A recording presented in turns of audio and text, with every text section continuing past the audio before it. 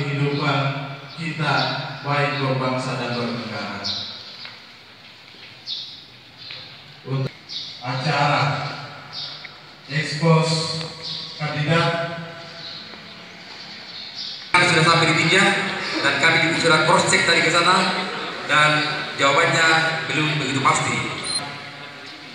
Itu yang akan menjadi yang keempat, Bapak Haji Masrur Latandro, Haji Muslimin Bandung. Baik, inilah sebenarnya arah dan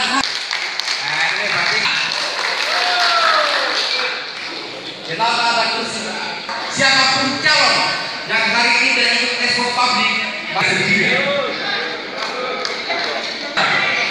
5 tahun ke depan 2018 yang kami inginkan dan tidak inginkan silaturahmi tetap terjaga dan menjunjung tinggi nilai-nilai sportivitas di Kabupaten Elbrea. Adi Muhammad Nurdin Karhuka, yang ketiga Ibu Henry, yang keempat Haji Masrur Latandro, dan yang kelima Haji Amiruddin, yang keenam Haji Muslimin Bandung. Saudara-saudara